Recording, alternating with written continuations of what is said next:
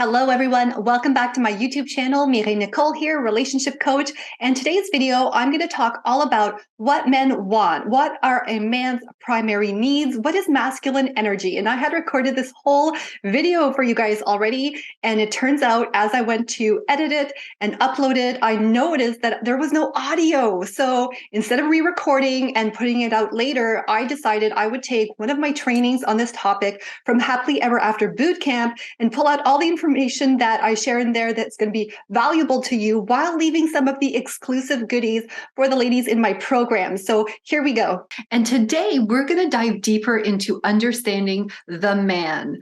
I am so excited for this training. This information was really a big game changer for me.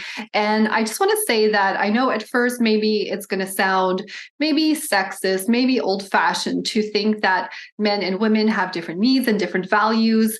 Maybe you've experienced situations where a man is really in tune with kind of his feminine energy, and more we do see that. But at the end of the day, there are certain basic principles. Even if a man is acting in a certain type of energy, that doesn't mean that he's not also at the core level motivated by some of his more masculine primary needs or values or energy. So I really feel it's important to have this conversation, and I'm excited to share this information with you today.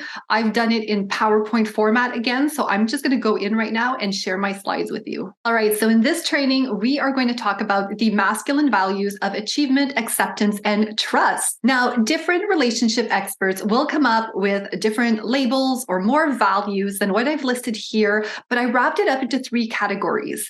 I feel some of them are very much interconnected anyways, and it's just easier for me to remember a smaller number of them. And learning, like I said, this information has been a game changer in my relationship. The more you know about a man's primary needs and what drives his behavior, the more empowered you become in your relationship and in your dating life. You can be more empathetic. You can adjust your approach to situations and wordings in conversations in a way that's likely to give you much better results. You honor and respect that he is a different and distinct person. And when we are this way for others, they tend to reciprocate for us. So it's not all about them. At the end of the day, it's also about us because we benefit from this. And I say this with total confidence because I've experienced it myself. So it's a good deal all around. When you understand men better, it's also easier for you in the dating world. So you can leverage this knowledge as you're getting to know each other so you can really see the true him. Let's dive in. Male need value number 1, achievement.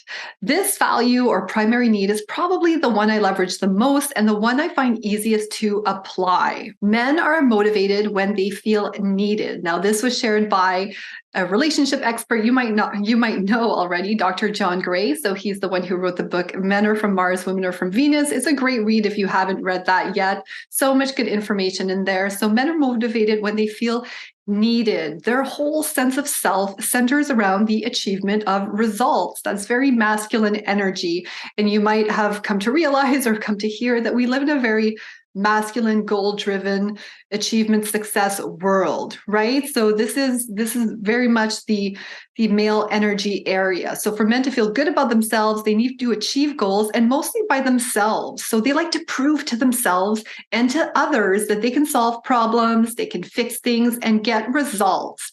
That's why they resist it so much when we try to offer unsolicited advice. So have you ever noticed that in your relationship? You think you're just trying to be helpful or take the pressure off your man, but he reacts negatively. I know I did a lot of that, especially with me and my husband both coming out of divorce. And for my man, it was a high conflict divorce. So I was always trying to help and, to make the situation easy for him or to kind of make decisions for him so he wouldn't have to make the decision. And I literally, genuinely thought I was being helpful, but it wasn't helping our relationship at all. In fact, it made it worse. This need for achievement is why they generally don't like being told what to do.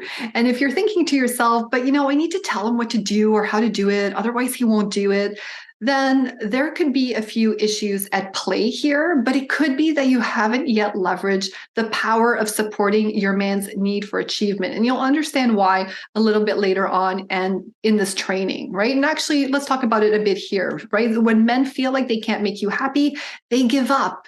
He becomes passive, less energized. In other words, maybe selfish and lazy, or that's how it'll appear to him, or that's how it will appear to you, I should say. When you overfunction, he underfunctions. And actually, that's true of all relationships, not just romantic relationships. This can be parent-child relationships. When you start overdoing and being over involved, then others start being, not as involved as they should be and not taking as much responsibility. So resist that urge or that habit maybe to try to fix everything or plan it all out or do the things he could or should be doing.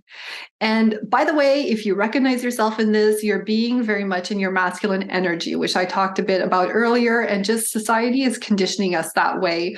It's just set up in a way to really promote masculine energy. So this isn't your fault. This is a lot about what's going on in society. But with this awareness, you can adapt that to your relationship, because some of the things that are going to work at the office and in your financial life aren't necessarily the best tools or, mindsets to keep in your relationship or to apply to your relationship. Because when you start doing all these masculine energy things and fixing problems and planning and doing stuff, this robs him from the opportunity to meet his primary needs and to man up. And ladies, this kills the attraction. When he's in his masculine and you're in your feminine, in other words, you're leaning back more in the relationship and receiving, then there's polarity, and this creates attraction. It's just like a magnet, right?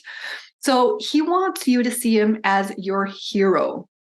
To tell him what to do is insulting him, because it implies that he doesn't know what to do or that he can't do it. And he wants to be useful to you. Now, this might sound super annoying because there are things you might want to do yourself for whatever reason. And I don't mean that you have to let your man do everything all the time, but the more you let him fix things, the more his needs will be met.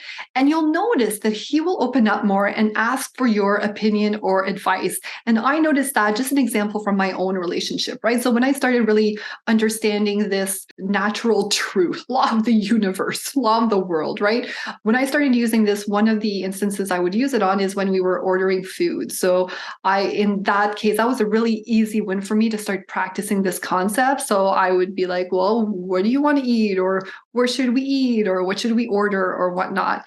And after a while, it would actually annoy my man. And what happened is he would ask me, he would turn it around and ask, well, what do you want? Where do you think we should order in? And if he asks you to do something or problem solve, then it's fine for you to do so, right? You're not taking away his opportunity to achieve a result. He's still solving the problem, but by asking you. All right. So don't worry so much about you not being able to ever fix something or share your opinion. When you do that in a nice rhythm and naturally, and you start doing it more consistently, you'll see that the more he feels his needs are met, the more open he's going to be to asking you for your opinion and your advice also. So remember, the more you fix things for him or your life together, the lazier or more insecure he will become. And there's nothing unsexier than that. So if you really want to keep that flame and the passion, hey, if you're enjoying this content so far, make sure you subscribe to my YouTube channel if you haven't already, and click that notification bell. Male need or value number 2, acceptance. The second value or primary need is acceptance. And this one is a tougher one, but I also use it every day.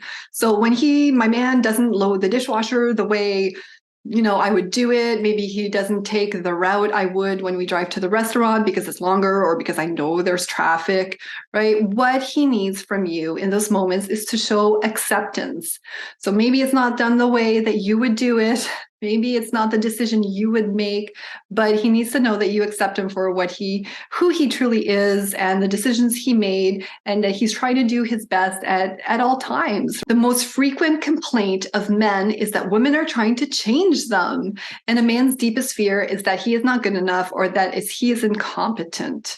So when you get in a relationship or you marry someone, the two of you are bringing different quirks and values and backgrounds, religions maybe. And there's bound to be conflict or disagreement or annoyances and frustrations. And even happy couples have differences. And it's about working with them and accepting him. So obviously you have certain deal breakers, right? So I'm not saying to, tolerate something that's toxic or whatnot, but at the same time, accepting that he's going to be a little bit different than you. And you know what? That just brings richness and fullness and growth in the relationship at the end of the day, right? So you marry someone you love, not someone you want to change. My man spends more than me. He drives faster than me. Like I mentioned, we have different views on certain parenting decisions and etc. And for a long time, I thought if I could just tweak those little things, everything would just be right. Everything would be perfect. Everything would be okay. But luckily, I realized before our relationship really hit rock bottom that this was hurting more than it was helping us, right? A man needs to be accepted and forgiven for his imperfections. And when he disappoints you, when he messes up, don't make a big deal out of it. Find the positive. And one of the great examples I love about this, because I've been like quoting John Gray here throughout my talk and my training here, I'm going to give you an example from him. And when he started dating his wife, Bonnie, his late wife, Bonnie, a number of years ago, he was taking her out on a date somewhere.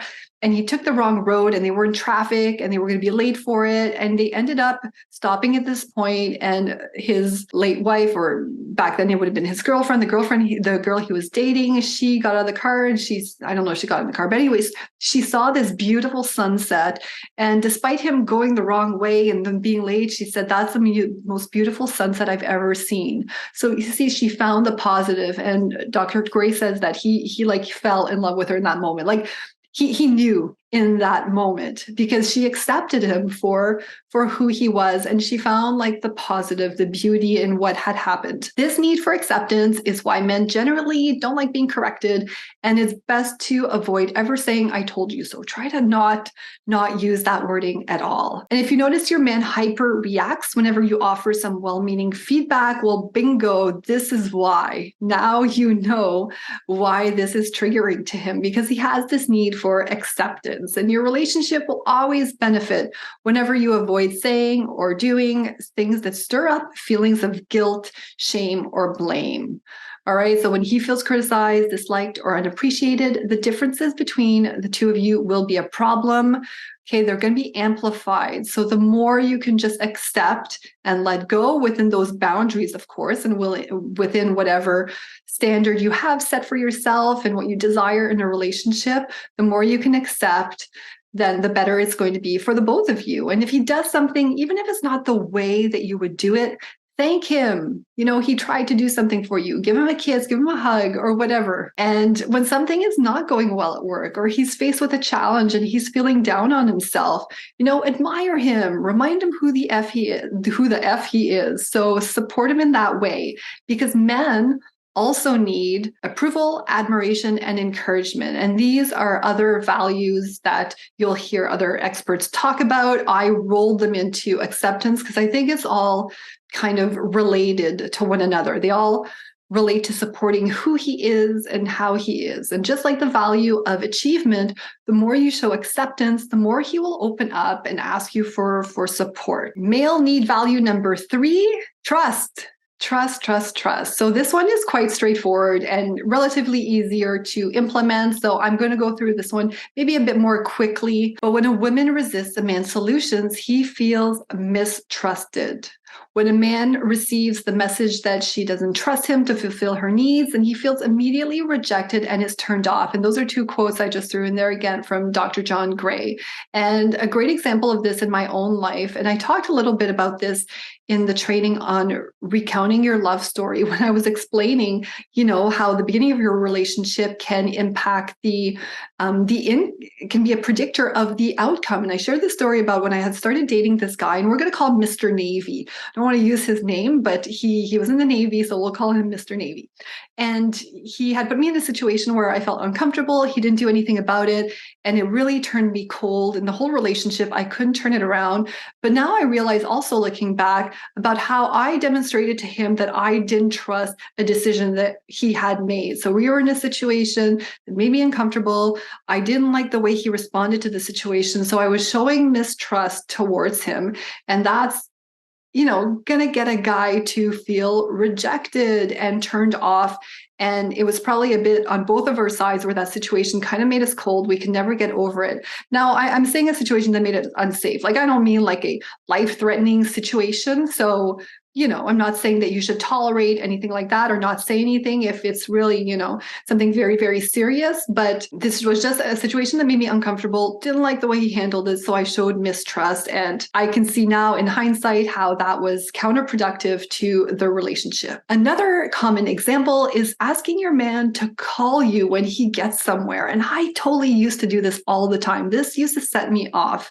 If, I didn't get a text or a call saying, okay, I made it. Like if he was driving on a trip somewhere, I would get really worried. And I actually shared an example not too long ago in my stories, I believe, where my man was going to the cottage and then he got there. I found out that he got there because the neighbor contacted our three-way chat to let us know something. And I was like, oh, he's talking to the neighbor. He didn't tell me he got there. That's another example of me not trusting that he can get there safely, right? That he's got it under control. And obviously, you worry about the man you love him, right? So you're not doing it out of malice, and I sure wasn't. And some people will say, well, this is just respect, right? To let you know when they're there or when something happened. But from the man's point of view, this can also be seen as mothering, right? Like when I tell my son to go, to his friend's house, I'm like, okay, watch out for the cars and, walk safe. I don't say drive safe, but that could be like another example of, where you have to be kind of careful, right? And when you're doing all the skills and the tools that we're talking about in these trainings, it's not so bad when you say this here and there, but if there's a lot of tension, a lot of underlying, unspoken things just kind of like brewing before the surface, beneath the surface, you want to be careful because these things can just kind of like build up, be misinterpreted, and just add to that overall tension. That's what I wanted to share with you today. I hope you enjoyed this video. If you're really interested in understanding more about men, then I know you will love this next video called What to Do About a Man's Bad Behavior. I will link to it here. Thank you so much for watching. If you know anyone who would benefit from this information,